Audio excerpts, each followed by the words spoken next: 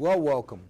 We're right in the middle of the season where we're going to select some pretty important posts here in the town of Milford. To me, none more important than 2 chairs on the school committee.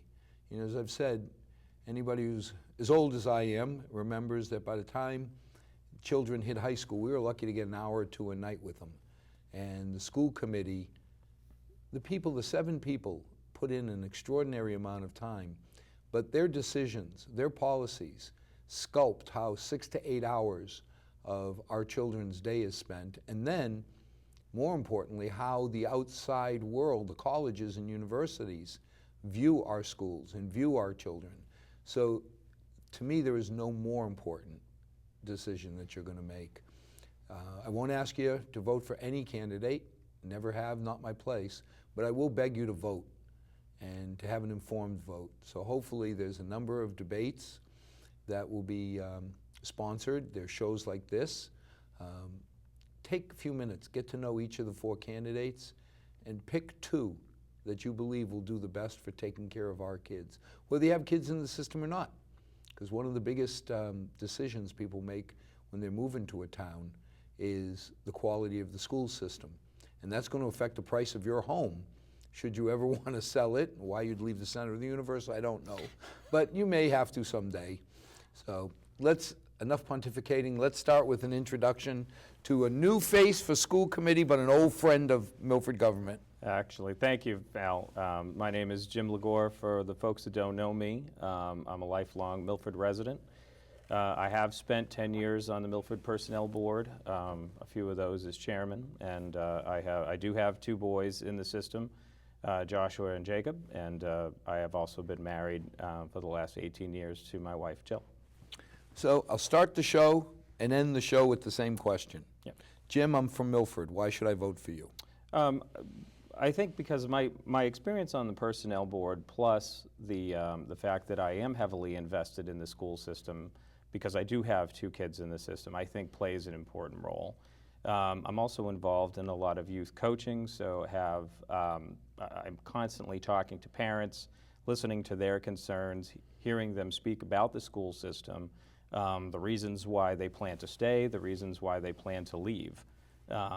Those conversations are important to me, and I felt that it was time in my civic career to try to take the next step. And to me, the natural transition was to move from Personnel Board to School Committee. It's something that I'd wanted to do for a while, but the timing never felt right. This time around, for me, it felt right, and I'm hoping that I can really make a contribution. What are you coaching? Actually, I coach youth basketball, so I've been doing that for the last 5 years. I coach travel, and I also coach in town. I also was coaching baseball last summer as well. I think that was the best thing I ever did, is choose to coach my daughter's teams. Yep. Because then from when they were 6.5 years old, learning to kick a soccer ball, Yeah. all the way to high school, I got 3 days with them and all their friends. Yes, and I feel the same way. I mean, I love, this is a great time. I mean, I have a 15-year-old and I have a 10-year-old. Actually, I have 11. He turns 11. And I love this particular time with them. They've got a great group of friends. We have a great extended family, and we get to spend a lot of time. Athletics allows us to do that. So I know a lot of people go crazy with, we were just talking before the set, you have a 10-20 hockey game you have to get to. I know the feeling, going from court to court, field to field. It's a great time to be around, and you end up having a lot of these great friends you make along the way, people that you see, some of them seasonally, some of them you go season to season with. Getting back to my earlier point, though, I mean, it's a great time to have dialogue. You spend a lot of time at the rink, you spend a lot of time at the field, a lot of time at the court, and you end up having extended conversations about how the kids are doing in school. And, people talk about the town, they talk about the district. And, it's funny because you get to know the kids and their friends. Absolutely. Because in the winter, when we moved indoors, if we played Saturday, Friday nights, we'd go out. Yep. After a game, we went out. And it was always amazing because when all of a sudden the boys started showing up, you realized how much food they could consume. It's no Buying dinner for 16 girls was one thing. Right. When all of a sudden it became an additional dozen boys that tagged along, Yeah, that's a big bill. all of a sudden the bill, you started realizing, boy, these kids can eat pizza. Yeah, absolutely. Yeah, well, we- I mean, we don't have 16, but there isn't a time where I have to go pick up Josh or Jake that I don't have to pick up 2 or 3 of their friends Right. as well. And then you do end up doing that. You stop for food. You stop for Dairy Queen. You stop for this. You stop for that. And but you have this great sense of belonging with that. And I truly believe it's so worthwhile. There's so many lessons, life lessons, that are learned through the athletic experience. Whether you're talking about football, soccer, hockey, basketball, those lessons of what sports teaches youths, I think is never. Well, it was the life lessons, because I remember one time we had a young lady who was, the girls were talking that she was now hanging out with less than wonderful crowd, and they were going to get in trouble, and they knew these kids were about to get in trouble, and they were talking. I said, so what are you going to do about it? So what do you mean? I said, she's family. Yeah. I said, I can't do anything about it, Yep. but you kids can. And they all rallied together. Yep. I didn't envy the 3 or 4, kids that they were trying to push away from her. But these were kids who were experimenting with not so nice things, and they were dragging her with them. Well, peer support, is very important, and we've been talking a lot about that, particularly when, the athletic team is like an extended family. So when some of the kids go through peaks and valleys at home in their personal lives, the athletic environment is a place where they can. It was a buffer zone. Yeah, they can get some perspective. Their teammates can pick them up, at points. So I can't speak highly enough about youth sports. It really does make a difference. And I mean, I've loved baseball my whole life. Unfortunately, neither of my boys play baseball, but that's okay. I've learned to love other sports, but actually, my point is I've learned to love football a lot. And my wife and my kids would tell you that I don't know sports stats. My boys can rattle off, all of that. That's my stuff. daughter and my darling bride. They know every They know stat. everything, right? Yeah. I don't know anything. But what I have noticed and what I have been impressed with within football is that level of camaraderie, team building, and support. Even yesterday morning when we were watching the 30-30 on the '85 Bears, just the fact that they kept referring to themselves as a family and as brothers and as each other's heroes. And those types of memories, you're talking about guys that have moved forward 20, 30 years, and when they speak about these issues, some of them can't finish talking about it because it's so emotional. So I think those bonds are built, and I think they move forward. And the last example I'll use about that is I don't know if you remember when Coach Corbin, unfortunately, untimely, passed away, and the level of support that came out from the community, but the guys that came and waited in line in their shirts and brought footballs. Yep. Just shows you that there is still a connection long after you And in finish New playing. England, we don't take it as deeply. We had a young lady, became part of our family, playing soccer here, and she came from West Texas, Odessa, Permian. You've seen the show, maybe Friday Night Lights was done. Yep. That was her school. Wow. And I remember the first time we were taking her to a Friday night game, she looked around and said, where are all the people? Yeah. I said, well, we get about 1,000 people. I'm pretty, Yeah, well, we were proud She's about like, that. no, Al. And I asked her, I said, now, is it exaggerated about shutting the town? He goes, no. No. Friday night, we close the town and 25,000 of us show up for a football game. I was like, I don't know if the Patriots only get, twice that? Yeah, I know. Now, we look at the school system. What do you think the 3 biggest challenges would be if you were on the school committee? Well, for me, it's school choice is obviously one. IT is the other, and then it's standardized testing would probably be the third. Well, let's look at them. School choice. Used to be we made money. It used to be we made money. We had more coming. There was more Gazinta than Gazauda. That's right. And then the last few years, it's been $150,000 going out and not coming in. Yeah. Last year's number, I think, that Mark put up at the FinCom was $1.5 million, I believe, in what we paid, if I'm not mistaken. But, you know, and I think if you average that out at somewhere between $5,000 or $6,000. Well, it comes out somewhere the net number is going to be 150, 200, sometimes 300,000 to the bad. At $10,000 a kid, you're talking between 15 to 30 net out. Yeah. So the question is, you know, how do you stop that from happening? And, you know, as we were chatting a little bit before, you know, looking at, in my opinion, you know, there are three different areas in which I think parents are focused on.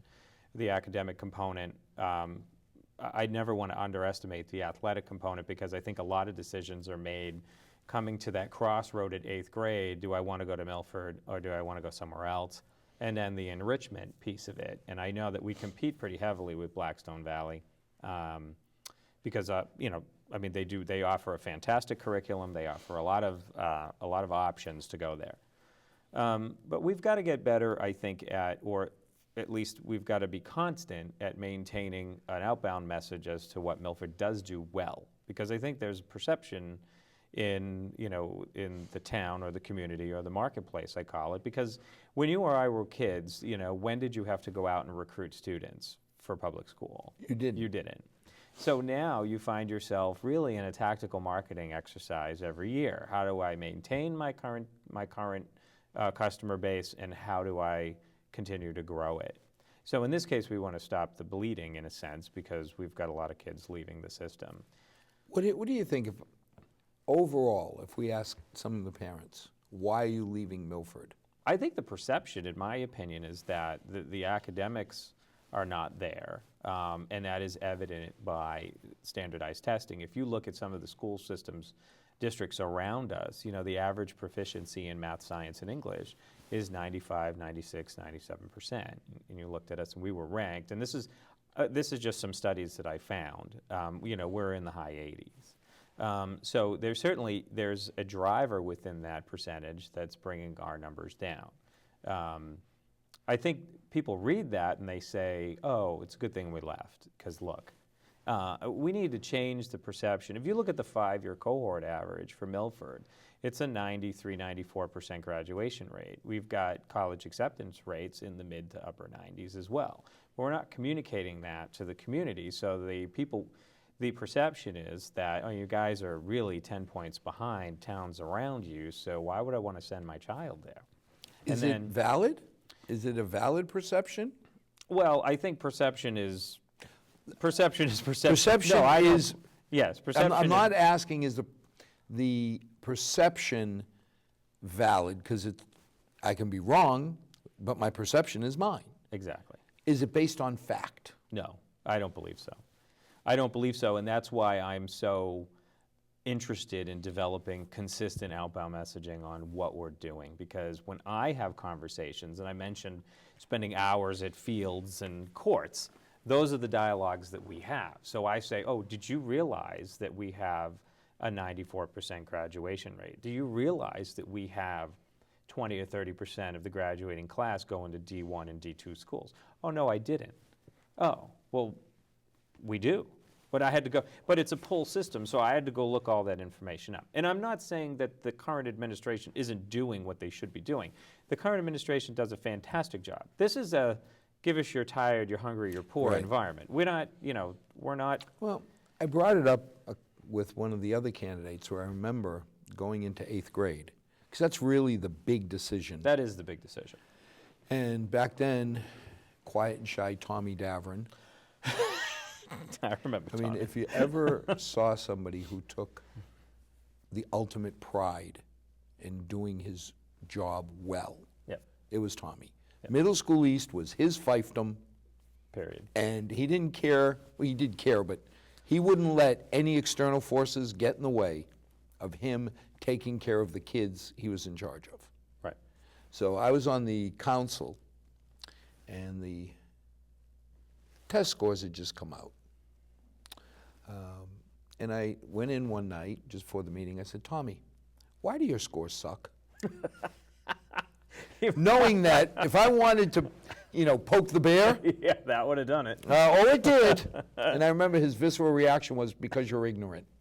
I said, good, enlighten me. And he went out and got me the data. Yeah. And showed me that we have, instead of a single Gaussian curve, it's a bimodal distribution, where our top kids, he said, if you want to look and cut this portion, you'll see our top kids do as well as anybody. He said, and he looked at me and says, I challenge you. Find me an 8th grade population that does as good as my kids. Yep. Now, first of all, I loved the ownership, the pride. I love that, yeah. But secondly, I never thought about, with a bimodal distribution, you're taking a bunch of kids who don't speak English or haven't had formal school, Yep. and they're down here on the end of the curve. And you're taking kids who are up here at the top of the curve, and when you average them, Yep. yeah, our numbers don't look that great. They don't look terrible, But they don't look great. they don't look great. And that was an eye-opener to me, because like you say, that was a pull system. If I hadn't poked the bear, You would never would have known. So, you know what, to Tommy's point, that information, even then, could have been communicated out to the community, but by way of comparison, back then, you weren't losing any students. Right. Maybe you had No, a we were handful- gaining. Yeah, I mean, people wanted to come here. And if you knew kids that went to private schools when you were a kid, maybe you knew a handful. But now, St. John's, BVT, I can name 3 or 4. The other thing is that, it's not just private schools. It's Medway, Hopedale, Holliston, Franklin, Upton. Those are all potential competitors. potential competitors as well. So the question becomes, how do we develop a brand? Do we have a brand? And how do we communicate the brand equity out to the market, which is really your community? So that is the one area in which I think we should do more of, because I believe in this system, I believe in the school, I believe in the administration. I think that my kids get a great education at Milford. And I can tell you as a parent, not even as a school committee candidate, I thought I couldn't be happier with any situation that we had at Milford as it relates to my 2 kids. Every time that I had to deal with Milford's administration, I had been very satisfied walking away. And that kind of stuff is important. I mean, you can't please everybody. It's not going to be a situation where there's going to be 100% customer satisfaction ratio walking away. But the question is, does the school system, does the district do the best for the kids that it possibly can? And do we take that information and do we let the community know that we are doing that? Now, we've talked about it, that it should be done, but sometimes it feels like world peace. Yes, we should have it.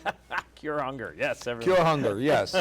Who's going to argue against curing hunger? Right. Question is, how do you do it?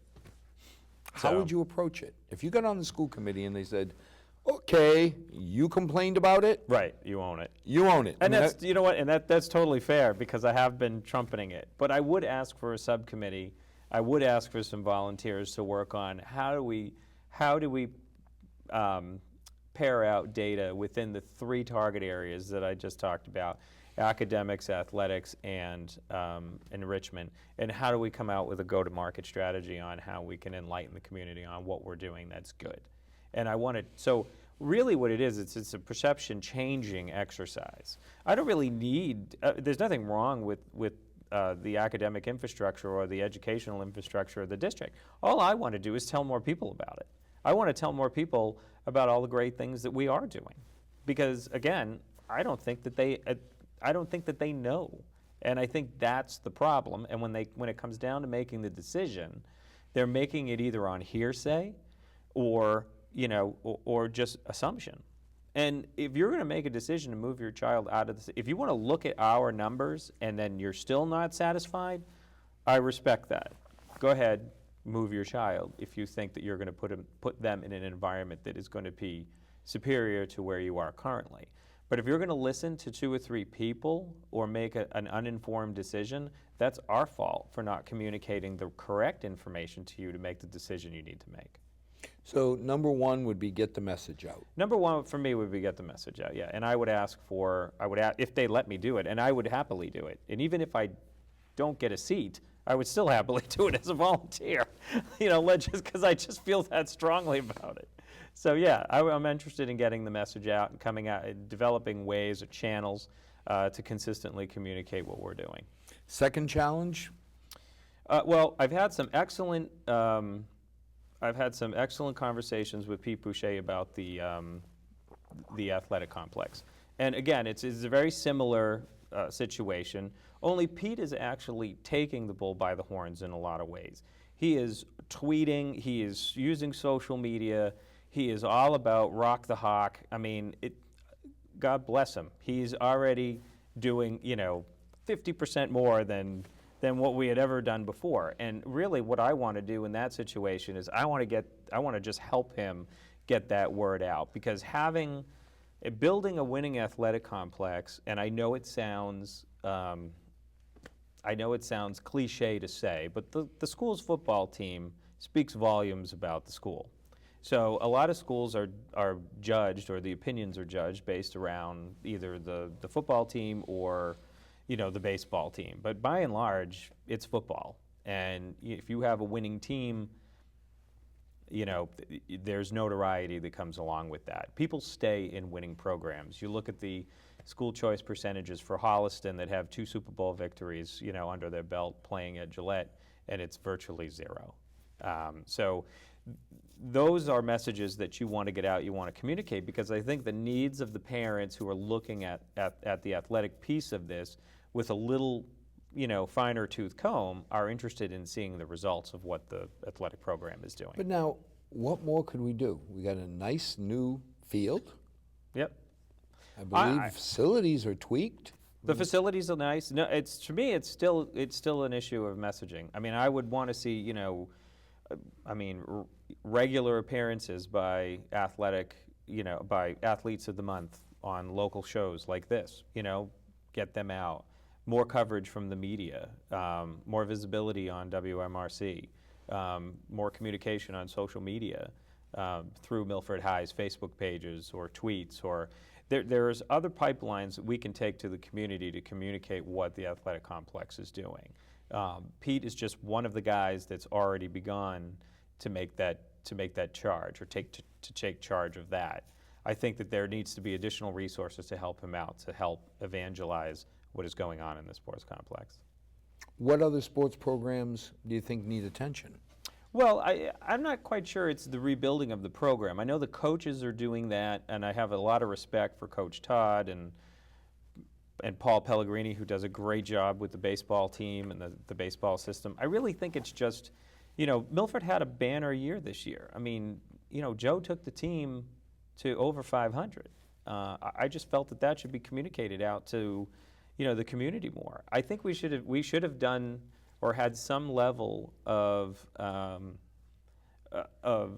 we should have some program to try to drive more attendance to those football programs. I mean, I'm not looking at it as a revenue stream, but it couldn't hurt either. If we were able to communicate or drive attendance to the football games on Friday nights, to the varsity games, Milford might have been able to put a little extra money in its pocket for other things. So it's not like a college where you are seriously, you have 60, 80,000 seats you want to fill, and you're definitely driving, 7, 8 figures in that bracket. But, getting 2,000, 3,000, 4,000 more people, we talk about Texas. I don't expect all 32 or 38,000 Milford residents to show up, but I'd love to see 5,000, 10,000 people at a game. And there's no reason why people can't come out for these. I know that they know that they occur, so the games are obviously advertised. But if we just put, a little more effort into trying to pull attendance out for these, I think it will become more of a regular occurrence. But when we were kids, And I say that because I don't think there's many years between us, but we both went to Milford. So you remember that, it was the place to go on a Friday night, the Friday night games. I mean, those stands were packed on both sides, particularly if you played a local team, that was from the area as well. I mean, you couldn't find parking anywhere. We used to walk to the games because you couldn't find parking. So that doesn't exist. I go to Friday night games with my kids and Crickets. Crickets. I mean, if there's 20 people standing by the fence, that's a lot. So, and it bothers me as an alumni of Milford. So that's why I say that, that has to be addressed. I mean, I'm not saying it as a revenue generating Right. item, but it's just really, it's more of a perception thing. It's more of a school pride thing. I'd like to try to see a way to bring that back. New subject budget. Always a question that comes up every year. This year I don't want to say a perfect storm, Yeah. but you got the state that is facing some revenue shortfalls. We've got the 3 toughest years facing us with Woodland School coming online. Right. As you start looking, and then you just look at the overall town budget and what we can afford. Does it concern you? I mean, yes, it does, but, without actually being on the committee, I don't actually have a clear picture as to what is occurring. I mean, as a town resident and as, someone who attends town meeting, I agree with you 100%. If we have to get into a situation of budget cuts, then it always becomes more difficult in terms of where do you have to reduce costs, how do you reduce costs. One of the conversations that I had was, does it always have to be curriculum-based cost reduction? Can we look for other ways to reduce costs within the school system without having to cut particular programs or budgets? Can we look at, the school's operating costs? Can we look at current contracts that the school has? Can we look at ways to reduce costs through, our food contracts and stuff like that? So before we decide to cut curriculum, are there other ancillary ways that we can, try to avoid that and stop the bleeding? I mean, I know you work in private industry like I do. You know that there's, everything is always a budget. Everything is always, cost focused. But before we cut the core of the program, can we look for ancillary ways to do that? But if you have to go back and do actual budget cuts, I don't know. I mean, How would you approach it? I mean, this year, we're looking at the Woodland debt coming online. Yeah. And we said from the beginning that we could absorb Woodland without using profanity like 2.5 override or debt exclusion. Yeah. But we'd face 3 years where you got to go tight. Well, this is year 1 of tight, and now you're hearing everybody coming out of the woodwork with their special programs that they really, and God bless them, they have a passion for a lot of them. Yeah. But what do you do? I mean, I think, without actually reviewing all of the programs, I'd have to just say, on the surface, I think you'd have to look at the impact of the program on the curriculum. Who does it include? What does it include? Is it high impact, mid impact, low impact? And then, of course, I mean, if you are lucky enough to have a program in there that you are funding that is not affecting many kids, it's not a high-impact program, it doesn't affect ELL or it doesn't affect special needs, then, you can always make that a target for cost reduction.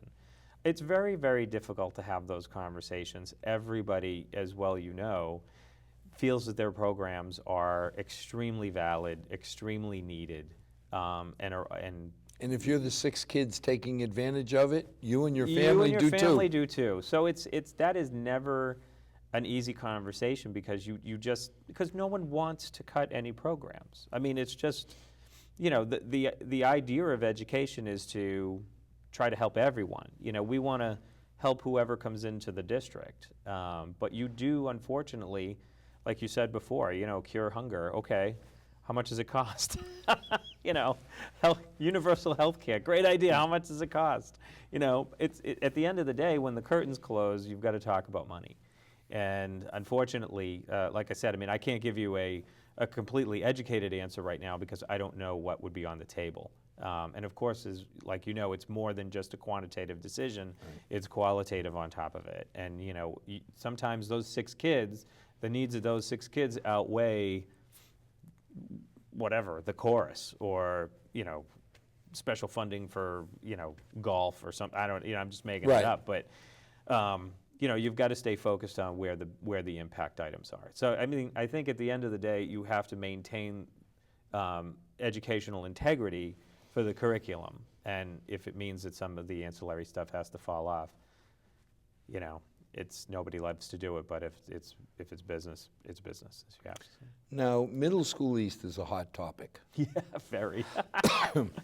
I never thought in all the years when I went there that there would be there would be such controversy around that building. I never got to go there.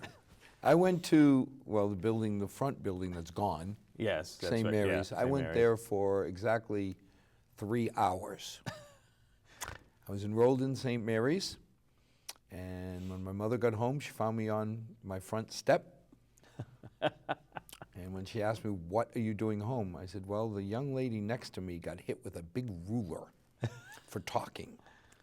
I figure if she can get hit for talking, that nun's going to take a 2x4, and I'm going to be dead." Parochial. So, as soon as recess happened, no more research was needed, I was gone. Where's Mr. Correia? Yeah, apparently the school was a little concerned that all of a sudden I just disappeared. Right. And think about how traumatizing that would have been. Oh, as a Lord. Middle school child. All I know is I ended up with Mrs. Davern up at West Street School, and I was in heaven. Yeah. Well, when we went there, it was Middle School East, and Tom, Mr. Davern was principal, and it was, I went to 6th grade at what we called West at the time. I'm sorry, I went to 6th grade at East, I went to 7 at West, and then I went back to East for 8th grade. And I understand, I've been attending the school committee meetings just as an observer, just to try to see, what the board is doing, what we're talking about, et cetera. And I know that Scott Harrison is chairing the subcommittee for Middle School East. He had an extremely sizable document that he brought with him to the last meeting, and I know there's been a lot of dialogue on it. The only 2 cents that I've thrown in at this point is,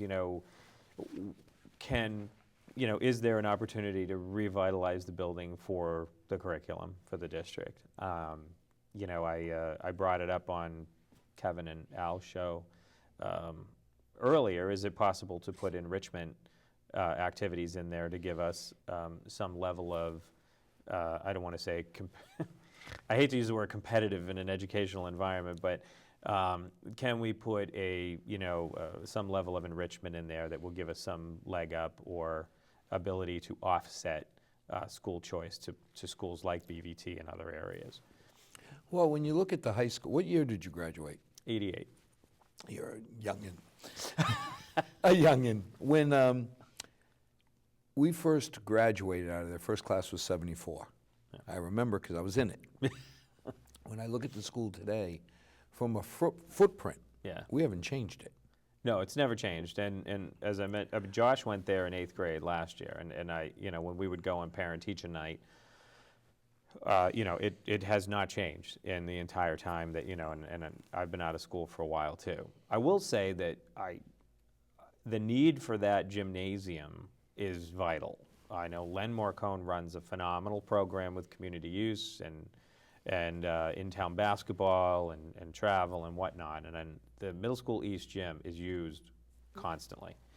If that gym ever went offline because the building was not available anymore, I know that New Woodland's going to have a gym too, but I'd hate to actually lose a gym in the process because I truly believe that we're so limited on indoor space after the fall sports are over that having East online in addition to Woodland is something that really should strongly be considered. Well, but when you look at Woodland coming on, we've heard the argument that, well, you don't need Middle School East basketball court because now you have a full court at Woodland. And you don't need a new soccer field or to, re-turf, because we're working with Parks Department to put a little bit of money away every year when we have a surplus. Yeah.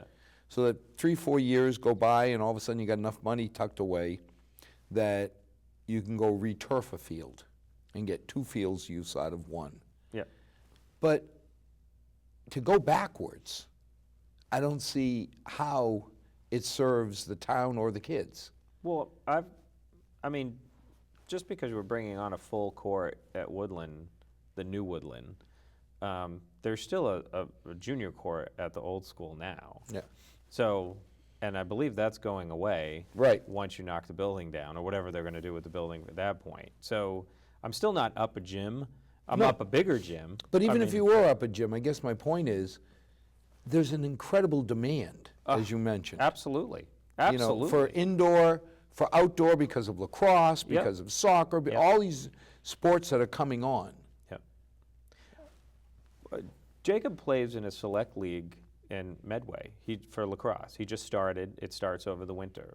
Medway has 3 football fields, all turf. Like they all look like ours. I mean, I've got friends from Medway, and I know that they spent a lot of money there, and not a lot of people agreed with the size of the complex, but they've got an impressive area because they had the demand. They have the demand for the use of the fields. Well, we talk about nirvana would be somebody comes in and wants to buy Middle School East. Yeah. And, we, like World Peace, you say, oh, what a great idea. We'd go on the tax roll, we'd get all this money. But then I sit there and say, does it pass the smell test? When Woodland project first came on, I started laughing because, we're going to decide whether we're going to renovate Woodland or build new. Yeah. And I was laughing, saying, going to build new. Look at what we had to do with Brookside. Yeah. For 300 kids, we built half an additional school. Yeah. There's no place to build another school while we're building Woodland. No, I mean, I was a huge proponent of building a new school. I thought that was the right thing to do. I know it was expensive, but I thought it was the best thing to do for the community and, and the long-range plans for the town moving forward. But you get the same thing at Middle School East. When I look at it and I say, we haven't increased the footprint of Milford High since '74. No, not at Okay, we were using it for the Parks Department, now we're using it for school. It's kindergarten. But the physical plant hasn't increased. And then the question is, so if you move, Central office? Yeah, but how much space are you really going to get? No, you get the whole front of the high school, and then you move community use out. I mean, you can move a lot into Middle School East. You could.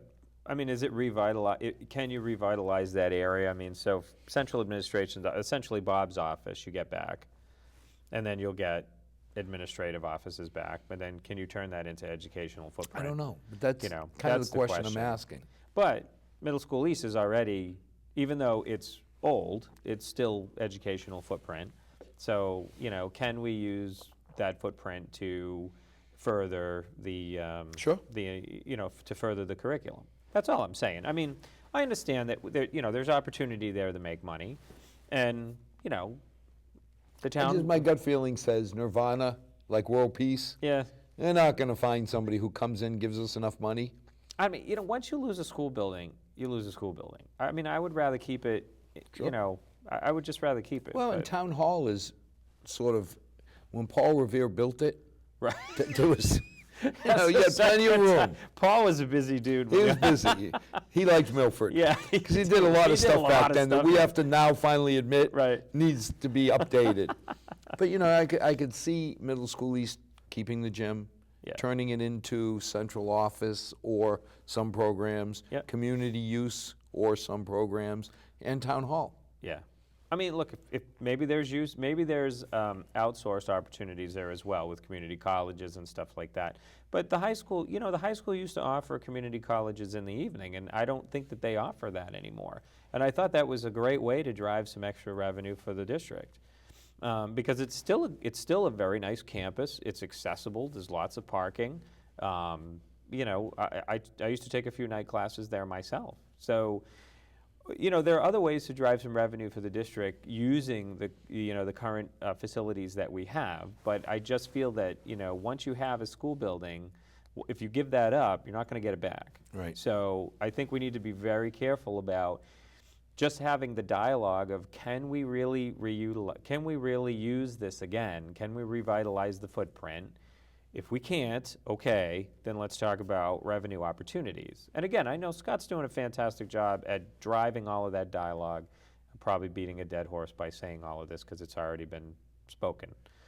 But I just feel that, you know, can we revitalize it? If we can't, then let's talk about revenue opportunity. But if we could use any of that footprint to pull enrichment, like almost like an enrichment center, where we can really, because that was the third target in my It'd be like an messaging. innovation center. The Yeah, state I is just doing that with biotech. I think that would be fantastic. Now, I did say to Al and Kevin that I thought, you know, can we have like a vocational area? And Al said no, because it has to be state certified. It has to be a true vocational school. You can't just throw some bandsaws in there as well. Which No, you are limited as to what you can do because we don't compete with BVT. They're part of us. yes, But you know, there's an interesting question because it keeps coming up. I'm concerned. In the old days, again, when Paul Revere was around, you went to Milford High if you were going to do the college track. yep, You went to BVT if, like my father, came over to this country. Academically, he would never do well. It's not what he did. Yep. But you put a tool in his hand and he was an artist. yes. Any tool. It just amazed me at what he could do.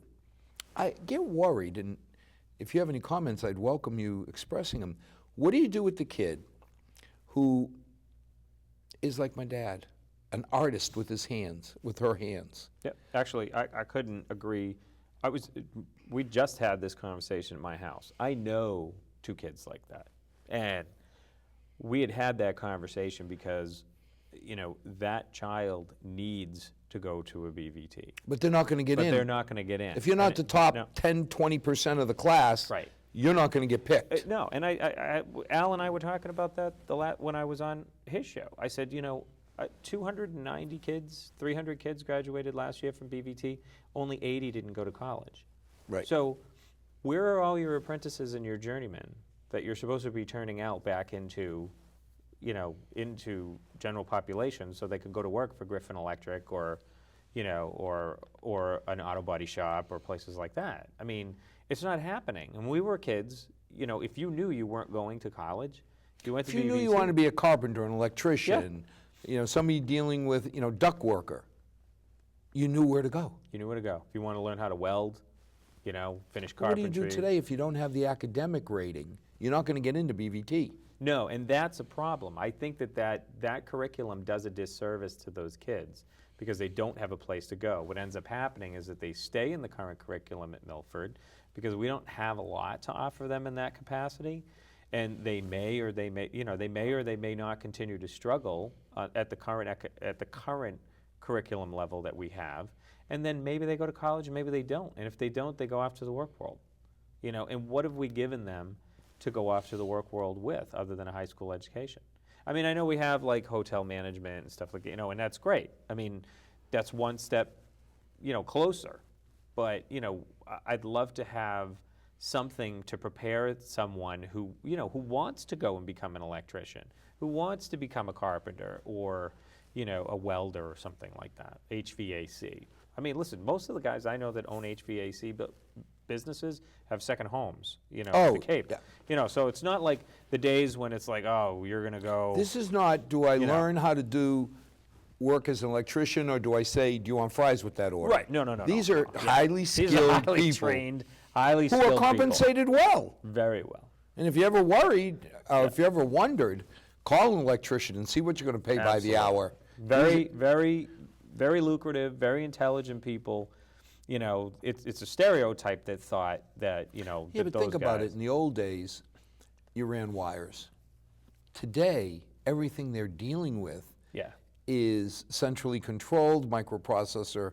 Oh, yeah. Yeah, come on. You have to be, you got to be. You got to be pretty Yeah, you got to be smart. smart to be able to deal with hooking up all of the control systems. I mean, my furnace, you know, with 7 zones down there and this box that looks like something from an aircraft carrier. Yep.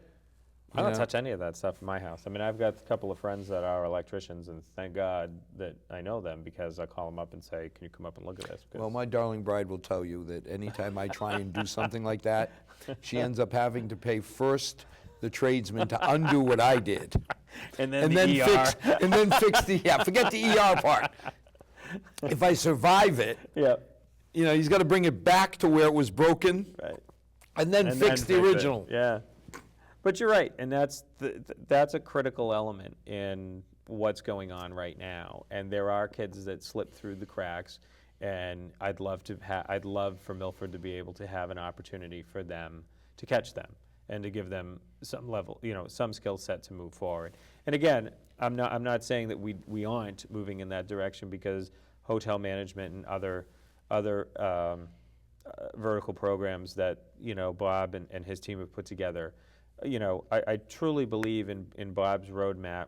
I think, you know, to me it was I mean, obviously I wish him well, but I was very disappointed that he decided to move on. I mean, surely we will miss him, but we've got such a great advocate in Kevin, because, you know, they really co-chaired a lot of stuff together.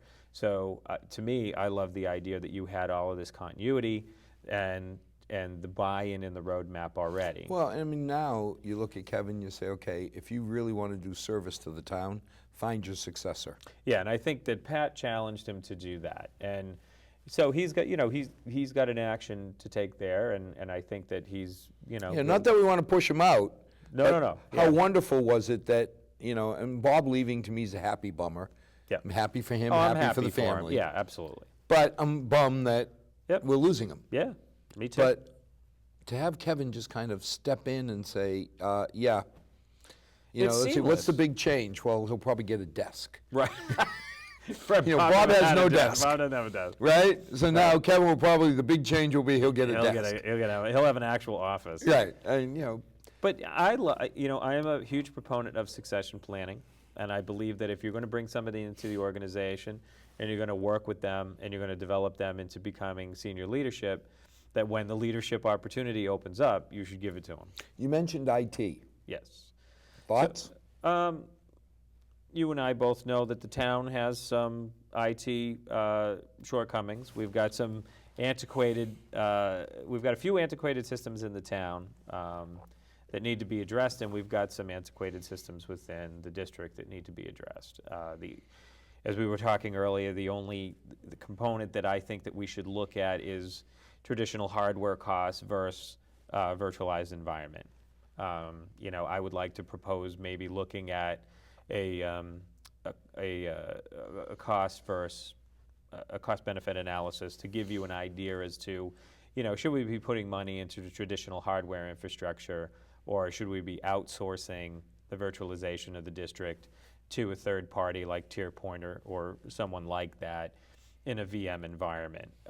You know, still the need for an IT professional and a team exists, but I think the management costs associated with traditional hardware infrastructure is significantly greater than a virtualized environment. You know, to me, the implementation is don't care, right? I want to see the goals. What are you trying to get me to? Yeah, and I agree 100%. Like, what, you know, where's the IT roadmap, really? What are we doing? And I've actually never heard anybody say what the roadmap is. I know that from the personnel board and your time on the finance committee, we've all spoken about the person. We need a person. We need a person. And the personnel board has seen 4 different job descriptions for an IT, senior leadership in IT, I'll call it. So the question is, you know, who's the person and what's the roadmap? Because once we have that person, then, you know, we need to identify where does the town need to go? And what's the mid, short, and long-term, or the short, mid, and long-term goal for the town, as well as the district? And are we going to tie IT into the curriculum? You know, where does IT sit in the curriculum now? Is the person that we bring in also going to help set IT curriculum for policy moving forward? And see, I was one of the sticklers who said, don't bring me a budget till I know the plan. Yeah, well, I'm sorry. You know, Right. I don't want to hear that I'm going to spend $300,000 on these servers, these fire. No, what are you trying to accomplish? Right, exactly. And I'm not educated enough on educational policy to tell you where you ought to be. Right, well, that's why you hire. But you have a superintendent who's setting a vision. And to me, you know, you go back to the old Harvard Business School GOSPA, goals, objectives, strategies, plans, actions. Yep. It starts with goals. Where are you going? Then let's look at the objectives that support that. Support the goal, yeah. And, you know, write the strategies you're going to Yep. use, because now you're down at the strategy level where you say, should I buy more hardware? Right. Do so I you- need iron, or do I need a bigger pipe with more electrons flowing? Right. And so, you know, what do you need for resources? That becomes the you know, once you define your goal, once you define your strategy, and you define your direction, then you identify your resources. What do I need for resources, and what do those resources cost? You know, are there maintenance costs along the way? You know, what am I reoccurring cost structure going to look like moving Well, forward? we just rented, I mean, essentially, a very large pipe, a fiber loop. Yep. Yep. And it's always funny because people say, well, we built a fiber loop. And it's like, no, we rented. We rented You don't space. build a fiber loop. No. Comcast put in a very large fiber loop. We now have access to it. The next step was using this E-rate, which pays 3 times. You know, the 300,000 we're putting in as a town is going to go up to 900 and change Yeah. to update all of the hardware we need to access the fiber loop. So I'm feeling comfortable that as far as iron, Yep. we ought to have plenty of iron on the street. You know, Yeah, there's a lot of bandwidth there in what they put in. You know, so now, surely. now there's other areas people are hearing about. Are you up to speed on the thought of busing all children in Milford? I have not, I've heard about it. I've not had any dialogue on it. I don't really have a position on it. I mean, clearly, as a parent, I'm sure, you know, most people feel that their child should be bused. I know that I walked everywhere. Yes. So my educational career in Milford, we live up by Shaw's. So I walked to middle school west, I walked to middle school east, I walked to the high school, I walked to Brookside, you know. So we didn't get a bus, long story short. My oldest son walks to the high school. But on the other hand, I know people that live within the bus zone that really, you know, live a fair distance away. And, you know, in some instances, I can see their point where it's -6 out and, Sure. you know, or it's, you know, 98 degrees out. Or maybe they just feel like they just don't feel comfortable that, you know, these are different times than when you and I grew up. I mean, look, Yep. we used to spend all day downtown at, you know, the Gob Shop and Music Nook and the Soda Shop and wherever else. And you'd be gone for 6 hours and nobody would know where you were, but it wasn't a big deal because you came home before the streetlights came on. Today is different. You know, today you're second guessing whether or not you want your child to walk downtown. You know, you're second guessing whether or not you want them to walk to the high school. So it is, I can see the concern there. The question that I have generally is, you know, can you make something like that happen? Is that realistic? Do we have the budget to do that? Again, it's the World Hunger Dialogue. Right. I love the fact that everybody wants to get a bus. I applaud it. Can we do it? Do we have the money? Well, same thing, thoughts came out are, can we afford to increase the money we're paying our aides? Yeah. Yes. I mean, same thing. Who wouldn't want to support, you know, retaining great educational aides within classrooms? And of course, again, you know from working in private industry, again, is that, you know, once you have a good talent pool, you want to retain that talent pool because that helps drive the team forward and the initiatives forward. The question becomes, again, is do we have the budget to do it, and can we do it? I mean, I'm the mindset of, if we have a good team and you want to retain them, then we have to find ways to do that. If it's a financial implication, then we have to seriously look at whether or not we can allocate spend, for that benefit. If we can't, then there should be some other level of appropriation considered to retain the talent that you want to retain. So at this point, I'm from Milford. Why should I vote for you? Again, I'll go back to my level of motivation, my interest, my sincere desire to see the school district become bigger, better, and more enriched year on year on year. And I will say this, that again, as a parent, not even as a candidate, I have been very blessed to have the kids go to Milford.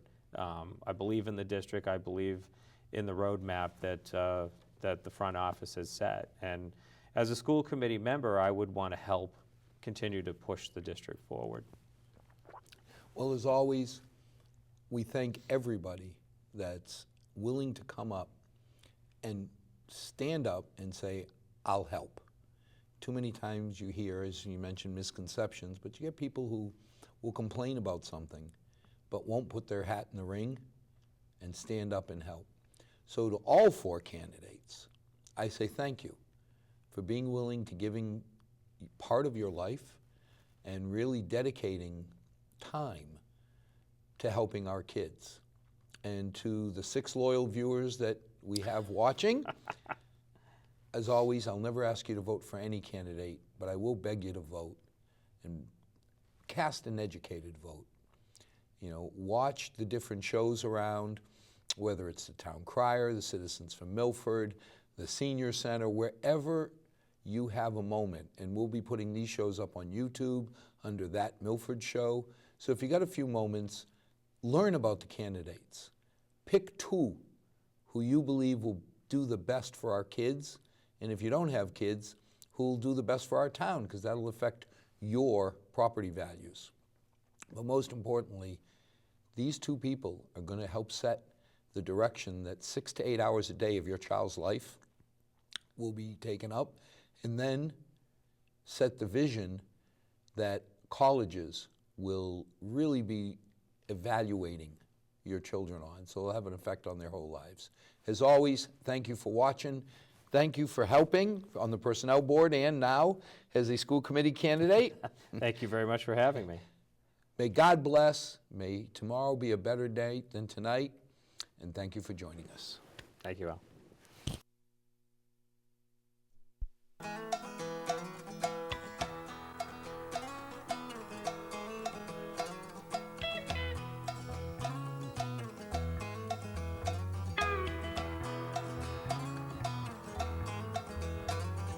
Not too long since I've been home.